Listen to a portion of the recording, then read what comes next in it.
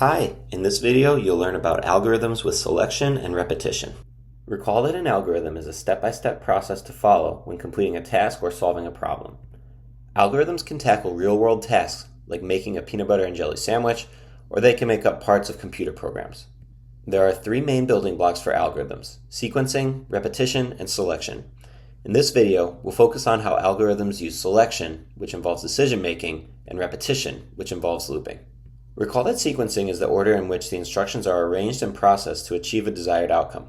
For example, part of the process of getting dressed would involve putting on your pants, putting on your socks, and putting on your shoes. If the order was different, for example, putting on your shoes before your socks, you'll have a hard time getting dressed. Repetition is when a process repeats itself until a desired outcome is reached. Here's an example. You are heading out on a road trip with no idea as to when you will get there, so what do? You ask your parents if you are there yet. You keep asking until you arrive, at which point you are there and can exit the car.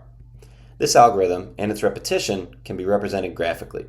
The green box labeled Start Road Trip indicates the beginning of the process.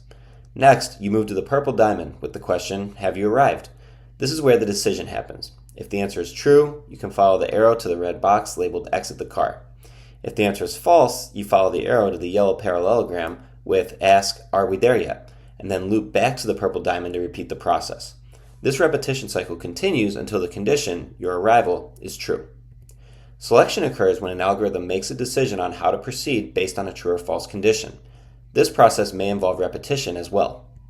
Let's look at another example. It's time to leave for school, but before you do, you check to see if it is raining.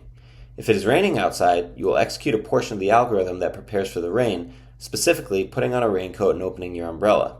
Otherwise, if it's not raining, you will put your umbrella in your bag. In both cases, the algorithm then continues forward with you leaving for school. This algorithm and its selection element can be represented graphically as well. Notice the flow of the process, splitting at the purple diamond, going one of two ways based on the value of the true-false condition. Only one set of yellow steps will be executed. You either put on a raincoat and open the umbrella, or you put the umbrella in the bag. No matter the selection choice, they both will end up at the final step of leaving for school. The order in which sequencing, selection, and repetition are used contributes to the outcome of the algorithm. Many times you will use multiple blocks to create complex and efficient programs. Let's look at an example algorithm that uses all three: selection, repetition, and sequencing. This algorithm will accomplish the important task of completing your homework. 1. Prepare your workspace. 2. Review assignments. 3. Prioritize tasks.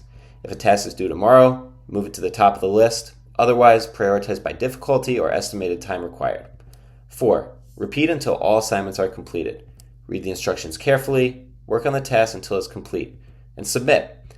If the assignment is digital, upload to the required platform. Otherwise, place the completed work in your backpack. 5. Wrap up. Preview upcoming assignments. And finally, 6. Relax. Now that you have a complete algorithm, let's find examples of selection, repetition, and sequencing. You can see the sequence of the steps by looking at the order of the steps. Selection occurs in two places. You use selection to decide if a task is prioritized, and you use selection to decide how to submit each assignment. And finally, you use repetition to repeat a set of actions until all the assignments are complete. Now that you know a little bit about selection and repetition, it's your turn to give it a try.